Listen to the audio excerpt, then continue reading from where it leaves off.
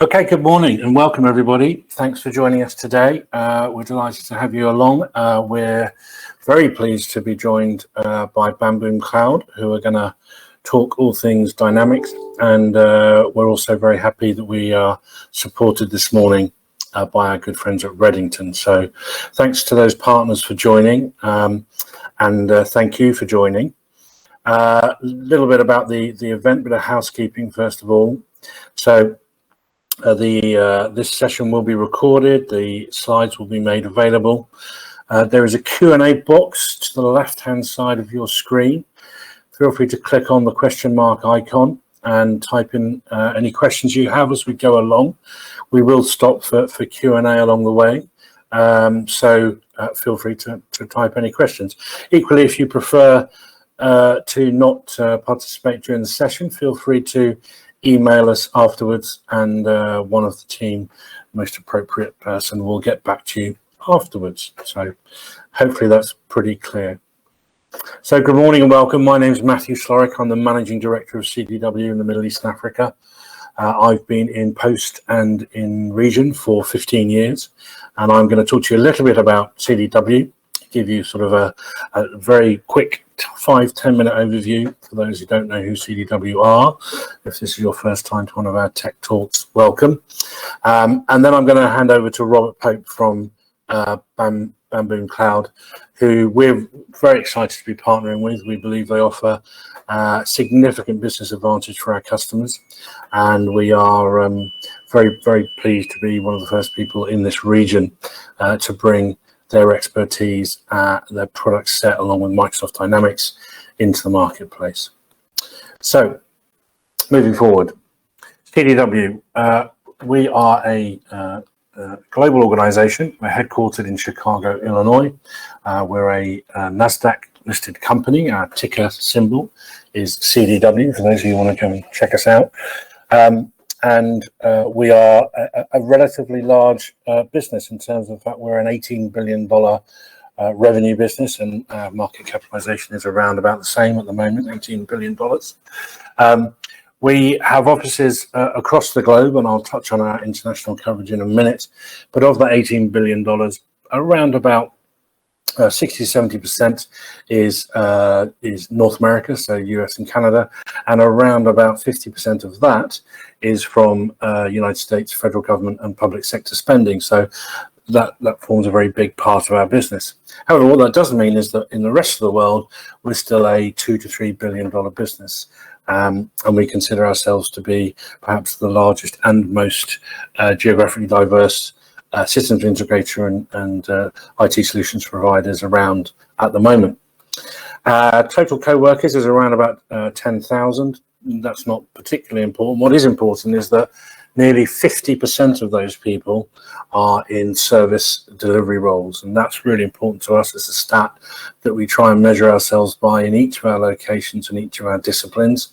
And what that means to you as a customer is that we invest heavily in the personnel, the expertise, and the skills and resources that you'll need to deliver your IT projects.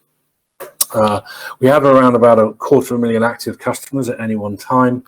We're a Fortune 250 company, and we're also a Glassdoor organization. Thank you. So I touched on the international coverage. As you'd expect, we are mainly centered in the US.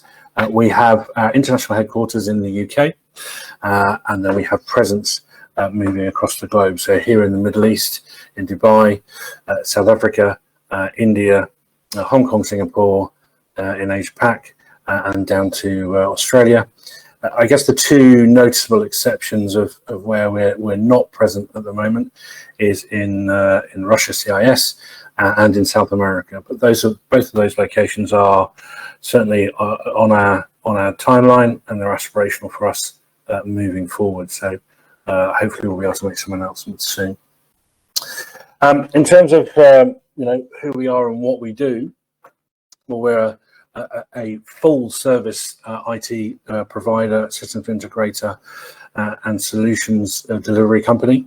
What we try and do in all of our engagements is to ensure that we engage with customers at a business outcome level. So we're not really here just to shift product or a particular piece of software. We're very much aligned in how can we make sure that the technology that you're looking at and that you're potentially going to purchase for your organization is actually going to drive you forward, create value, and obviously competitive advantage. So today I'm really delighted to have Bamboom on board. I think that absolutely what they provide falls into that category exceptionally well. So I won't steal Robert's thunder, but we'll come on to that in a second. Thank you. So in terms of, talking about being an end-to-end provider, what does that mean? Well, it means that we need to hold partnerships at the highest level. We estimate, because it's a sort of moving target, that we at any one time have active engagements with over 1,000 technology partners. And you'll see some well-known names there and perhaps some not so well-known names.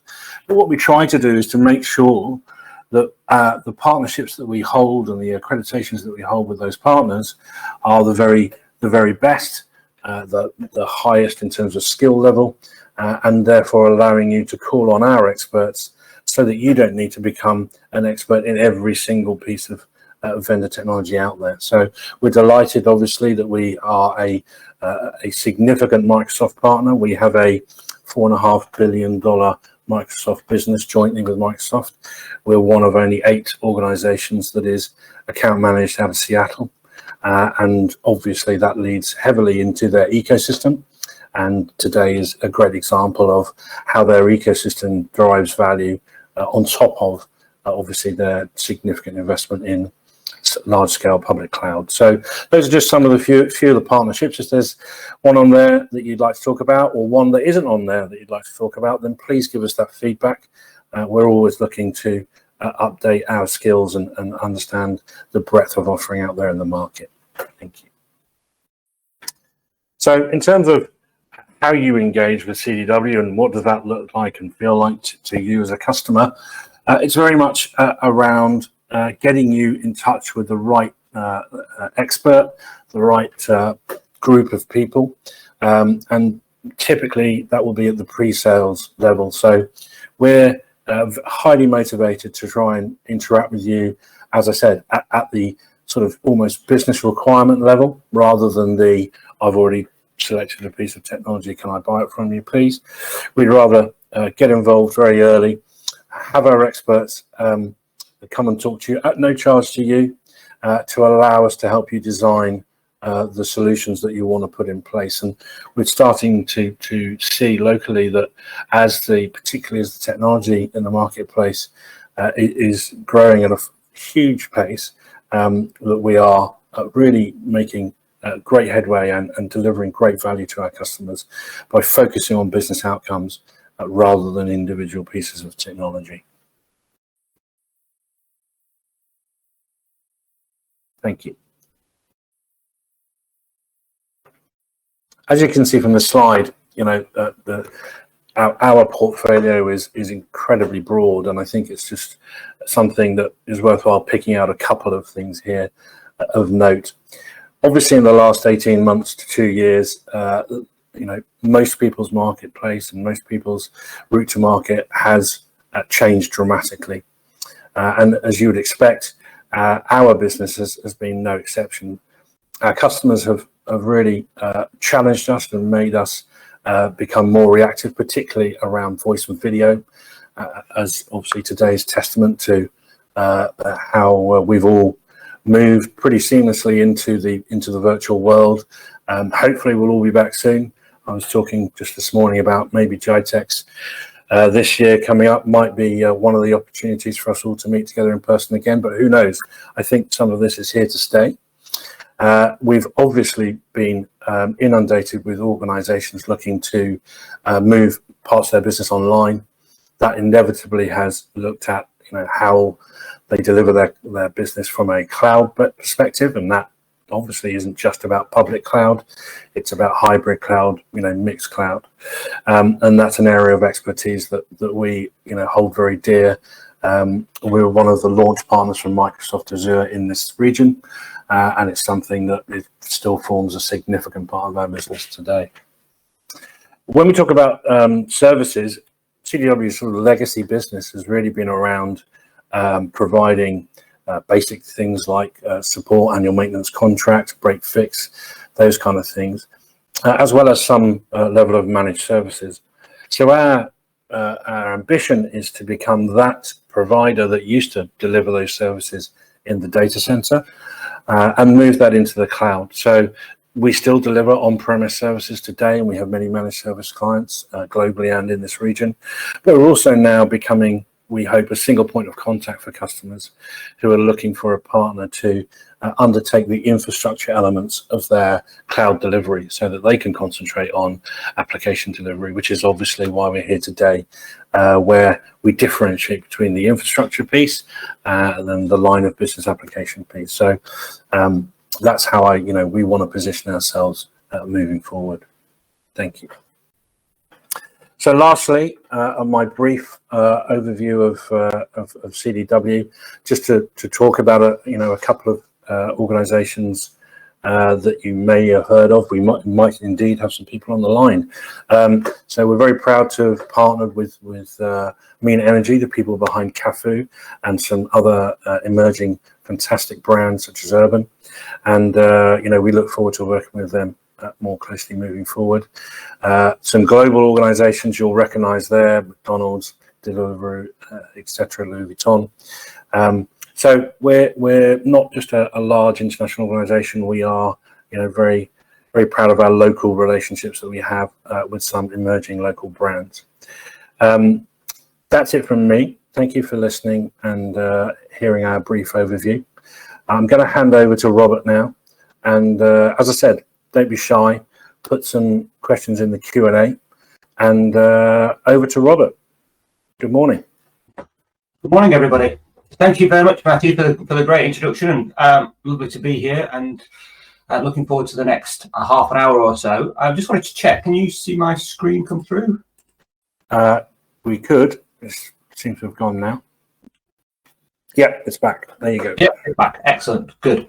So thank you. And I think I'd probably pick up with one of the things that you said. And before I sort of jump into my section, the key thing that we're interested in really is helping from an outcome perspective. This is really about how we can help you as organizations, as customers, and really kind of help dig into where Microsoft is really going to help you from a technology perspective and deliver that growth and transformation that many of you are really driving for at this point in time.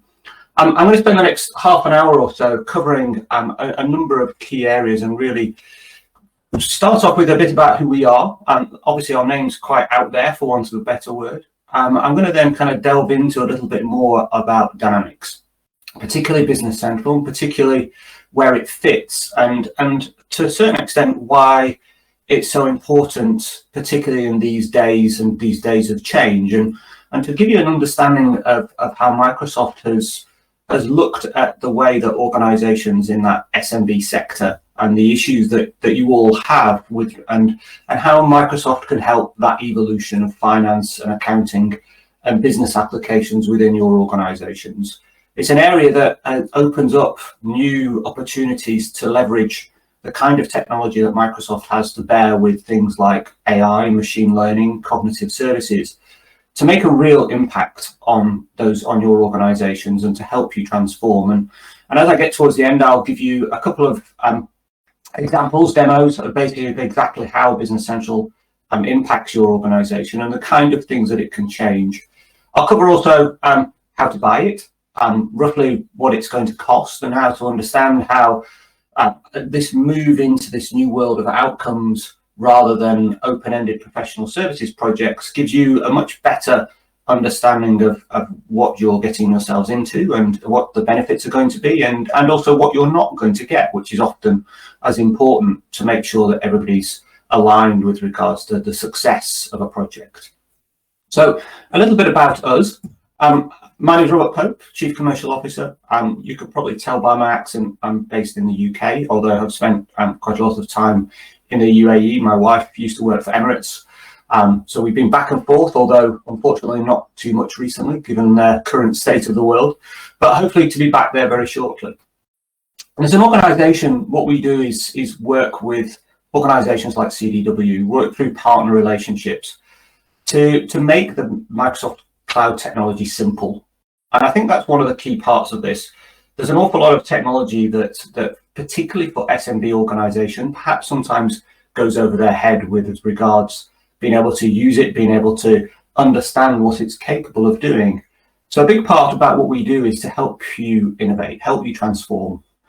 And actually to put that into context from a Business Central perspective, just as a bit of credibility, we're the World Microsoft Partner for the last 2 years for Business Central. We also sit on the inner circle. We operate out of the UK and the US, across to Australia. And as I said, we're in the process of starting to build out our capabilities in the UAE region.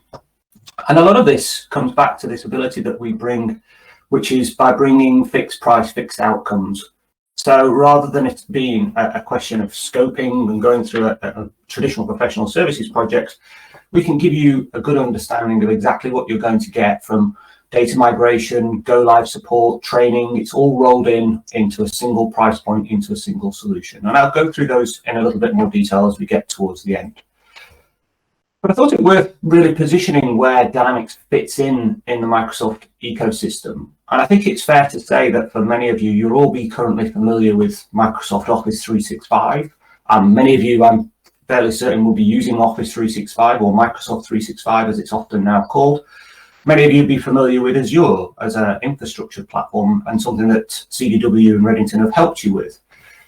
But also in the background then, Microsoft see the kind of third part of that triangle as being Dynamics, business applications. It's something that Microsoft has spent the last 4 or 5 years really resolving a strategy that's a cloud-first strategy with regards to how Microsoft and the other technology that you already use can work seamlessly together. And a big part of that is that when you look into that finance, ERP, accounting, whatever term you want to use for those business applications, those solutions that control your business, that control your invoicing, your stock, your manufacturing, your jobs. That's a hugely fragmented market with lots of providers in the market space who to a certain extent haven't really evolved from a cloud model. They're very traditional, they're very on-premise, they're very old. I won't necessarily name any names, but you know all the people, the platforms that you've got in your organization that you're currently using, most of those are the oldest piece of technology you have in your business. Microsoft spent, as I said, the last 4 or 5 years, and my background was running and working in the UK Microsoft subsidiary focused on Dynamics. And really I saw that fragmented market, lots of legacy providers, but also the way that Microsoft is building out finance and ERP and accounting technology in the nature of Business Central to really help SMB organizations and move it on. And that a large part of that is this mainstreaming. A lot of what we talk about within Business Central is not necessarily accounting function, because to be honest, that's still relatively restricted. They are legally and fiscally compliant solutions. You can't change the way 2 + 2 = 4, but what you can do is change how quickly that process can be managed, how quickly you can help an organization process orders or manage their cash flow. And that's really where Microsoft has positioned a lot of the capability. But more importantly is also how well it integrates with the rest of the Microsoft platform, into Outlook, into Teams. And I'll show you examples of this in a moment or two. So just to put it into position, what does Business Central actually do? So as I said, it's a finance solution, finance, ERP, accounting. Pick your term, I guess, is probably the easier description, or back office even is often where it's known. It's the kind of solution where you potentially use things like Tally or Sage, QuickBooks or Xero, for example. Business Central, in effect, incorporates multiple components, but fundamentally comes back down to financial management and managing the heartbeat of a business, from invoicing, from cash in, cash out, goods in, goods out, and really helping an organization, importantly, understand its current position. And I think when we start to look at SMB issues as we've seen them, particularly through COVID, A lot of that has put a huge amount of strain on organizations. Strain because they've grown very quickly, or strain because they haven't, they've suffered. And as a part of that suffering has meant a much more greater demand for granularity on reporting. Where is the cash in the business? How close are we to the edge? How can we kind of make sure that we manage our business more effectively to get through and weather the COVID storm? And around that Business Central piece, a lot of that data points, and again, we're going to go into examples, is really how to help you grow and transform your business. And that's where Business Central certainly fits. Just to give you an understanding of its background, some of you may be familiar with platforms called Dynamics Great Plains, or GP, and Dynamics Navision, or NAV, and also another platform called Dynamics SL. 4 years ago, Microsoft took a strategic decision to build a platform called Business Central, which is actually based on Dynamics NAV. They've turned it into a SaaS solution, evolved it, brought it into the Microsoft Cloud arena, in the same way that they brought in things like Exchange and things like Teams and wrapped them up under a Dynamics 365 banner.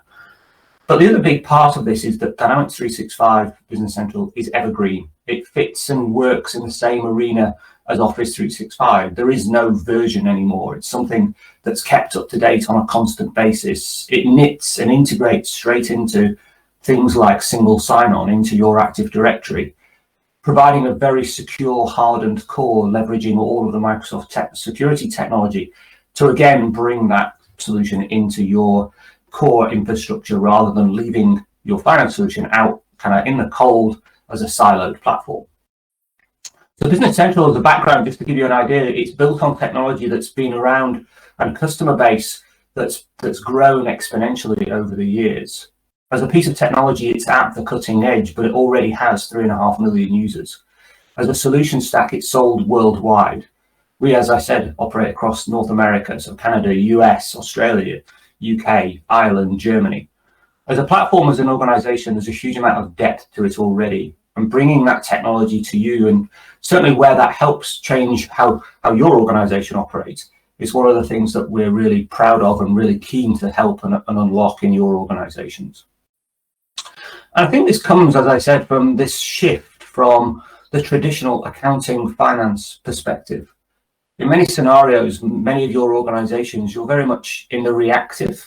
This is what we did. This is what our numbers were last quarter, last month, last year. What Business Central is looking to do is to really help you. It's really starting to actually, this is what we think is going to happen. This is how we can move away from that siloed data, from a finance solution that the data is locked into, that you can't easily report on, that you have to have a good detailed proprietary knowledge of a third-party reporting solution to get access to the data. That's not the case in Business Central. A lot of what we see is pushed straight into platforms like Power BI and Excel that you're already familiar with. But also is the ability for Dynamics to bolt into other solutions, that holistic data perspective. I'll show you a demonstration towards the end about how it works in Outlook and how that pulls in all the email traffic that you've had and uses that as part of the way to process, in the example I'll show you later, process an order straight from within Outlook. Making life a lot easier for all your team, for all your individuals, not just easier, but a better experience. And again, that reporting piece comes to the fore. Rather than reporting what happened last month, last quarter, which we all know, to be honest, is almost immaterial in this new world when last year's numbers bear often very little relationship to this year's numbers, whether they be in one way or the other. The shock that COVID has caused has certainly upset the apple cart. So how do we look at delivering outcomes and using that to look forward? And a big part of this is really Microsoft's all-up strategy of data.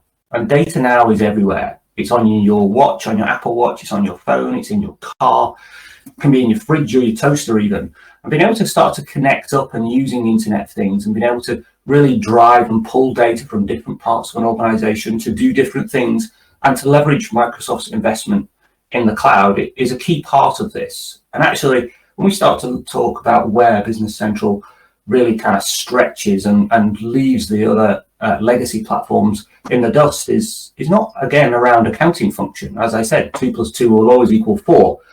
It's the way that Microsoft has baked in AI, machine learning, cognitive services into technology that many SMBs wouldn't have thought would be available to them. And that's not because Microsoft's an ERP provider specifically, like somebody like Sage. It's because Microsoft has got access to technology that's baked in and used for things like Xbox, for Skype, for Office 365. It's an economy of scale that gives Microsoft a technology that's way out of the remit and out of the reach of many of the ERP providers who traditionally operate in the SMB space. And bringing that technology to bear is what really shifts the game forward. Microsoft also has this real principle of how to help from a digital transformation perspective, how to help you as organizations, how to help you work out how to engage your customers better, know who bought what, how much they paid for it, can you sell them some more, help your employees get access to the information they need. Who are my customers? Have they paid me? Making sure that empowered employees can do their job better, more easily, faster. And it often in this day and age remotely whilst at home, not having to use antiquated technology to get access to an accounting platform to see if somebody's paid a bill or not. And how do we optimize their operations, make it more efficient, get invoices out faster, get paid faster, manage the warehouse better, manage stock better, all having a positive impact on things like cash flow and just the operation of the business on a day-to-day basis. So when we look at this whole principle of Business Central, it's really around this connecting up your business, bolting it into the other solutions and the other Microsoft technology that you already use in your organization, but also how to make those decisions better. And I think when we start to look at how Business Central can be deployed, it can be one user. You can deploy it from one single user and it can be spun up in less than 15 minutes. That speed of access, speed of deployment of the solution is something that plays into lots of organizations who want to get started and start to use this technology very quickly. No longer do you need a 6 months deployment time to deploy a new system. As people get to grips with it and get to understand it, the way that we provide Business Central, and I'll come on to the key components shortly, is really around getting people using it, using a principle called MVP, minimum viable product. In our background as Bamboom, we've been around for 170 years as accountants, and that's a key part of how we deploy Business Central. We use it as it was built.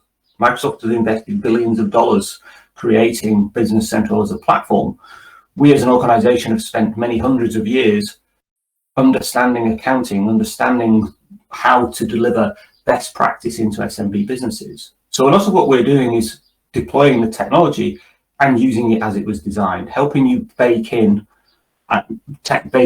best practice and the key principles into your organization as you progress. So when we look at the kind of issues that we see that many of you have and where Business Central comes to play, we recognize that many of you have siloed systems. I talked earlier about often the platform that you have as your accounting or finance solution is often the oldest solution you have in your organization. You generally will then have duplicate data. Many of you, I'm sure, will have huge number of Excel spreadsheets flying around the place, or actually bits of paper. And that obviously means it's disconnected. It means it's difficult to, from a managerial perspective, to have a good handle on exactly where your business is at, but also be able to process efficiently. And that knowledge and visibility of where's my business at, how much, what's coming in, what do I need to be aware of, the issues that are going to prompt in my business from reporting. But more broadly now, security is a key part. I think if we look at where many organizations used to keep their accounting and finance solutions in place, they often used to be the last solution that was kept on premise, almost because the perception was that it was more secure there. You could kind of wrap your arms around the server that was under the desk, or kind of keep it close to heart, because arguably the information that's in your finance and accounting solution is the most important to you as an organization. It's who are your customers? How much have they spent with you? What's their address details, contact details? Have they paid you? So that information is the lifeblood of your organization. If we look at that now, actually putting that within Microsoft's trusted cloud is a key part and a key driver that we see many customers come to. Sadly, SMBs have been arguably worse hit by phishing attacks and generally bad behavior that's of a criminal nature, trying to convince or phish or hack And often those organizations that are on the oldest technology, that have left their accounting platform isolated from their Microsoft environment on an old server wrapped up with old antivirus technology, they're the ones, unfortunately, that get hit first because they're the easiest to attack. We see many organizations, and if I look at the work that we do and the exponential growth we're having in the US and the UK at the moment, often it's being able to sleep at night knowing that their accounting and finance solution is wrapped up in the best security technology that's on the market, delivered as part of Microsoft's trusted cloud, leveraging things like two-factor authentication as standard, and also enabling that very simple managing of users through the technology that's already exists to manage those Office 365 subscriptions. And I think what we tend to see, and these are the things that I suspect many of you, it will resonate with you, the kind of things that are in your mind today. You know, you want a modern system, your system's no longer supported, it's out of date, or actually this key principle of we want everything Microsoft. That's not a bad thing, in that particularly from an SMB perspective, it just keeps everything simple. The wanting everything Microsoft means, and it comes back to that security play, but it also means that embedded nature of how Microsoft works across the board, across all of the other technology you've got, really brings to bear the benefits and the investments that Microsoft has made, as I said, not just in accounting or ERP space, but actually in things like AI, machine learning, and cognitive services. And to that end, actually, what I'll do is take a little bit of a diversion, because words like that, AI, machine learning, cognitive services, they're great if you're a huge enterprise and you've got hundreds of people who can sit in darkened rooms and come up with super cool technology. If you're an SMB organization, you've got a business to run. So let me show you how Microsoft has delivered that in a way that will really help you. It gives it to you in a visible sense. And I'm going to take a slight diversion from Business Central just to give you an example of AI to start off with. So what I'm going to show you is a little project called calendar.help. It's free. You can bolt it into Office 365. And the reason I'm going to show you this is because it just gives you a very clear example. You can use this. It's free. You can use it in your daily lives. From today, I'm sure many of you probably have another screen up and you maybe go and sign in.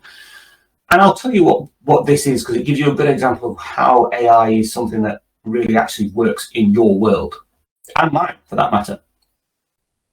So calendar.help is basically using artificial intelligence, Cortana, to be my personal assistant, and it can be yours as well. And as you can see here, you sign up, you connect it up to your Office 365 account. As I said, it's free. You just need a code word potentially that I'll give you at the end, which will get you through, because it's still a beta project, or was a beta project. And we start to see that what this is doing, and you can see the thread of the email, and apologies if this comes out a little bit small on your screens. So I've had an email at the bottom of the screen. You can see that a gentleman called Bob Jones has asked for a 30-minute call to discuss something in more detail, something that I'm sure all of you have had countless times over in the last couple of months. With COVID, people moving very much into Teams calls or Zoom or any of those other platforms. So in this scenario, you can see that I'm replying back, CCing my assistant to help me find the time. Cortana is artificial intelligence. It's not my assistant as such. I haven't got somebody sort of sat in the background who's being my PA. And what Cortana is doing is looking at my diary, interpreting that natural language that, please can you find time for a call? So leveraging cognitive services, the ability to understand natural language.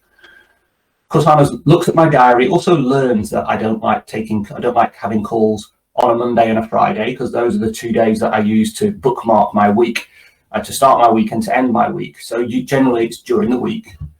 Also knows obviously which region I'm in, so GMT. Also knows the time slots, because she can see my diary and understand where I've got spaces. But it's replying back to Bob and saying, you know, you can have any of these three. This is when Robert's available, or when I'm available in effect. As you can see, Bob replies back, sounds great. 10 a.m. Thursday is good for me. Natural language. Now, AI and cognitive services, so Cortana, has understood that, and the appointment has gone straight into both mine and his diary with the Teams details incorporated into it. So as you can imagine, that is only a very small example, but it saves me as an individual. I use this all the time. Today it's Monday, I will probably include Cortana on probably 5 or 10 emails I'll reply to today, which will be really about moving things on, having follow-up meetings, or having even initial meetings. So that's just one very small example. To use this, you may need a code. And the last time it was there, you needed a code. If you use this code, cupcake frosting, you'll get the slides, I believe, at the end of this session anyway, so you can use that to progress and to get access to it, because it is a beta project. So I thought what I'd do is then sort of give you an example of how this works more from a Business Central perspective, what it looks like, how it works, and how it deploys. And again, one of the key things that for many of you have is, from an accounting perspective, you process orders and quotes. And one of the key things that happens when we do that is you generally have to leave Outlook. So I'll just walk you through this example. So this is Business Central. This is an email inbox like many of ours, I guess. And in this scenario, we've received an email from Robert Towns from Contoso, who's asking for a quote for some chairs and a table to go with the renovation. Now, as you can see with Business Central, it actually runs in Outlook. I can actually see it through the Outlook pane. We've automatically picked up and know who Robert Towns is, which organization he works for, who he's part of, what sales they've got, how much they've spent with us, what cases they've got, so what issues they may have, for example, where they're querying invoices or querying a product. I can go and have a look at those if I need to drill into a bit more detail. I can also then go and have a look at the invoices and see what the detail of those is, how much they've spent, how much they owe us. But all of this, as you can see, is all still in Outlook. But more importantly, what he's asked for is a quote. So we're going to take that process through. Now, obviously, in taking a quote, what we've then got again is cognitive services. So Business Central has read the email and interpreted it and said, as you can probably see, or hopefully see, it says, we think we found one or more items that match the text in the email. So cognitive services is reading the email and thinking, I know what this person's trying to quote for or asking for. So I'm going to find those products and put them on the paperwork to help the user, to guide the user from an outcome perspective.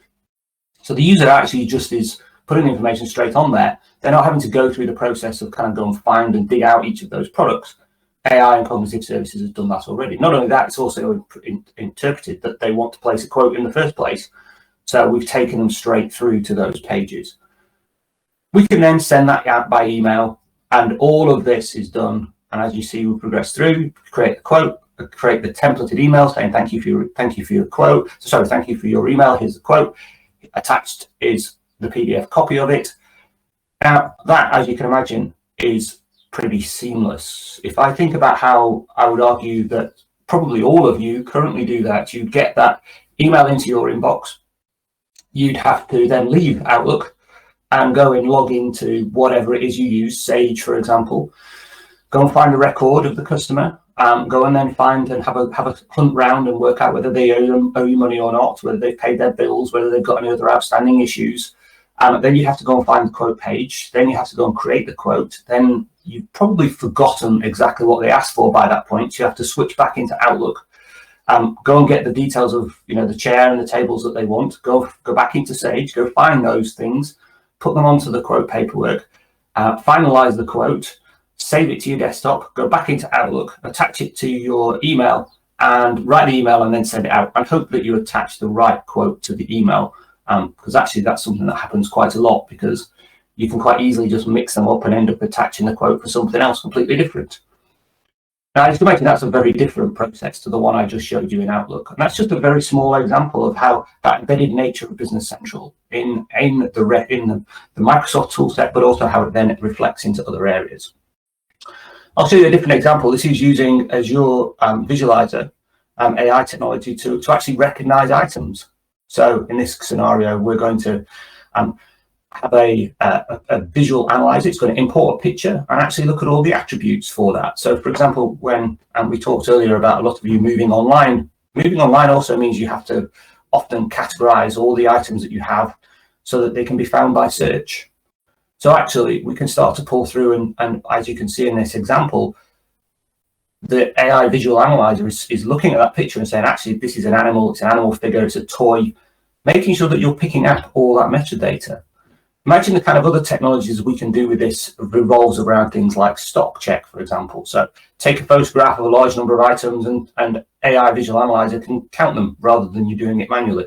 simple things. And again, these are all kind of different examples. The Outlook example I showed you is baked in. This is here now. You can have it today. It works out of the box. AI Visual Analyzer, the one I've just showed you, is slightly different. It needs configuration to make it work. But again, this is all real technology. Now, this example that's following on is one where we use AI to predict whether you're going to get paid or not. Now, as an SMB, that's something that tends to focus the mind significantly. And in that scenario, what we're doing is using AI against the record, against lots of data points that are available to work out predict whether we're going to get paid for this for this order. And that obviously changes the focus of our conversation with that customer. If we're not going to get paid, then we're going to want to ask for cash up front, particularly in these COVID days. And if we feel that they are going to pay us on time, then that's great. We can just progress. So all of this technology kind of brings and moves on you as an organization and how you can operate. And there's lots of different examples. This was just to kind of show you a bit of a flavor, but to give you an idea of how we operate, the kind of technology that we use and the way that we present ourselves is everything we do is fixed price, fixed scope. So we are in effect saying this is best practice, this is how it works. We use this principle called MVP, minimum viable product. And I'm just going to play you a quick video to give you a better understanding of how all that works. Hopefully you'll get the... Partner might tell you anything is possible. Oops, sorry. But of course, I'd like to compare your Dynamics 365 Business Central project with designing, building, and moving into a house. There's all sorts of things you can do with Business Central, and a different Microsoft partner might tell you anything is possible. But of course, not only does this come at a cost, but it also introduces complexity. Complexity is what we use to categorize our projects. We use a straight line scale from 0 to 7 to outline what Business Central can technically deliver. 0 is super simple. 7 is super complex. We'll always aim to deliver as low a complexity level as possible, and we won't take on your project if it can't be delivered at level 5 or below. The ones our Panda saw would be a strong 7. Combined with our approach of going ahead with the minimal viable project for your business, we'll also assign your project a level of complexity. This will be based on the packs of functionality that you choose. So for example, if you chose our starter pack and sales basic, you'll get a project complexity of 1. This is a bit like building a starter home. It might be just what you need. Or you might choose just a couple more of our packs to suit your business processes and company requirements. Our jobs pack, for example, if you do project accounting. This might bump your project complexity up to a level 3. One thing we want to make really clear at this point, the process of choosing the packs is very important as it sets the scope for your project. There's a lot of things that are specifically not included in scope. You should assume if we've not mentioned it as in, then it's out. Just like building a new home, if you don't tell the architect otherwise, you'll get their spec for fixtures, fittings, and materials. So please tell us if something is important to you. We do the same specification each time on our level 1 to 3 complexity project. So now you've settled on your design. It's going to be awesome. Time to get started with building it. This is where we start implementing your project. From the date you sign your contract, you should have a kickoff call with our consultants within a week. From there, we'll set the dates for other key milestones in the project. Data templates, testing, training, and go live will all be agreed with you. For level 1 complexity project, this could be as little as 2 weeks, normally 4. For a level 5 complexity project, this will take up to 12 weeks. There's often more work to do by us and you. Once the dates have been agreed, we'll start work. Sometimes the next deadline will be on us, for example, to set up the Business Central environment.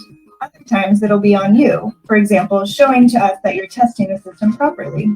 Up to a level 3 complexity, you'll have a consultant checking in with you along the way to make sure things are running smoothly. Once you're at a level 4 or above, there'll be a project manager assigned to your project. Because these projects have more moving parts, our PMO team get involved to keep the project on track.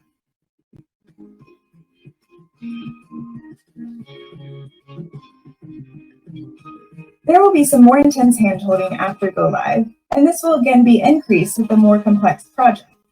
And just like moving house, there may be some snagging issues. We'll book some time with you to go through these and make them right. And that's it. You're live and happy using your new system. Don't forget though, we're massive advocates of MVP. A simple, less complex project that's a level 1, 2, or 3 will go live faster and will be cheaper. You can dream big, but start small. Just like our Panda friends, we will work with you to rapidly deploy extra levels of complexity if you need them. It's easier to work out what you want once you already have your new system.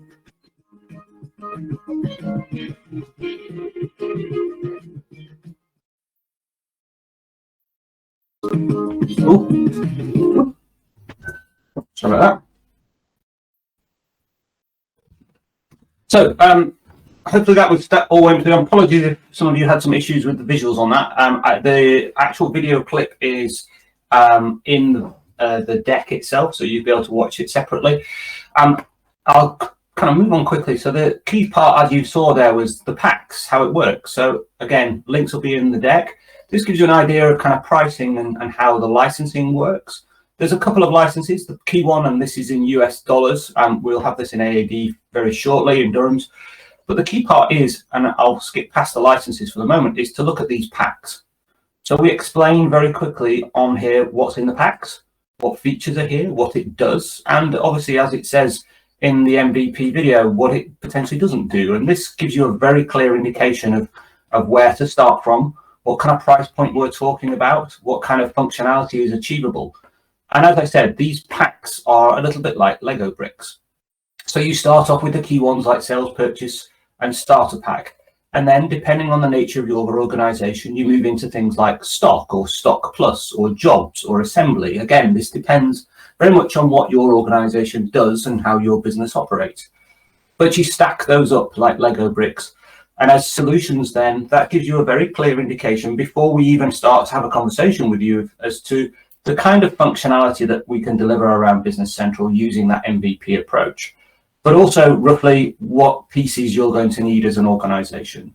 Some of these packs, as you can see, are interlinked. So stock and stock plus are a good example, where potentially if you have a stock-based business, you have a warehouse. If you have things like multiple warehouses and want to do tracking of some of that stock, like serial numbers or batch traceability, these are the kind of things where you would need stock plus, which is additive. But this is really to keep it simple so that you can understand what you're going to get out of it, what you need from a pack perspective. But also we're intrinsically linked to your success. We're not here to try and sell you more professional services or more days. It's more about how do we sell the outcome to you. The last piece really then is just to give you an understanding of where we've done this before. I'm conscious that I think the video didn't come through that well, so I won't play the second video I was going to, but these are all on our website. We've done this hundreds of times over with lots of organizations around the world. And it's really about leveraging that minimum viable product type approach to deliver the kind of solution that really helps you all as organizations to realize and benefit from the way that Microsoft have implemented and invested and delivered technology that helps you grow and transform as organizations. So without any further, I'd like to thank you all very much for your time this morning. Hopefully this was very useful. We'd love to speak and help with you, and please reach out to the CDW team who can help and guide you on this process. I have been keeping an eye. I haven't seen any questions, but I think I'll now hand back to Matthew. If that's, are you there, Matthew? Indeed. Thanks, Robert. Yes, thank you very much indeed. That was a fantastic presentation, and certainly I found it fascinating. So the AI attributes of the product set is something that I think we're all hoping for in our individual businesses. I know I am. Yeah, it's fascinating to see that. Just so if you've got questions, please type them into the Q&A box. We've got a few more minutes left before we time out. I've got a quick question for you, Robert, which is really around if I'm going to migrate from a legacy platform, how would you approach that? What's the sort of view that you guys take around trying to integrate legacy data and part numbers and product sets and things like that? So a big part of our process, and in fact, I mean, it's a very good question. Probably 80–90% of our customers are coming from somewhere else. There are, many of them are using a legacy platform, be it something like Sage or Tally or QuickBooks or whatever it is. There's obviously a lot of value in that data. We incorporate data migration. It's part of our packs. We expect to do it. We include it. It's not like an extra thing where we have to go back and ask for more money or more cost. But there is some important lessons behind managing and migrating data. There's a great saying, garbage in, garbage out. We use a lot of tools, a lot of templates, a lot of AI actually that we've built that enable us to take that data that you've got, clean it very quickly, make it useful so that you've got access to the things that you need to know, but also add additional areas and additional componentry to that data. So to be able to analyze that data and use it better going forward, we kind of take the data you've got, clean it, move it into a shape where it's going to have additional value, and then append it, add extra layers of information that wrap around it where we can do, so that when we look at the reporting going forward as an organization, you can really unlock the value that's in that data. And crucially, that data, and we talk about data being the new oil, that's the most important part of the deployment to a certain extent. It's very much getting it in, getting it clean, getting it to a point where we can really then open up and deliver the outcomes and insights that come from it. It's an incredibly important part of the deployment.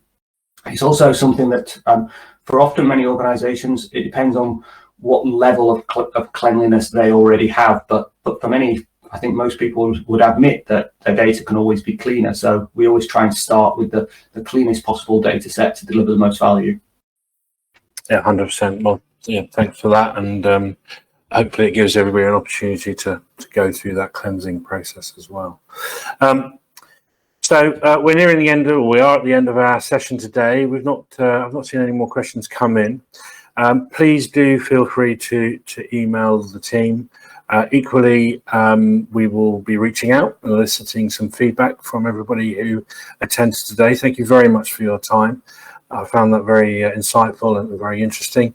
We look forward to speaking to you all about Bamboo Cloud in the future. So once again, many thanks for joining. Have a great day. And I'll give you 4 minutes back. Thanks very much. Bye-bye now. Thank you very much indeed.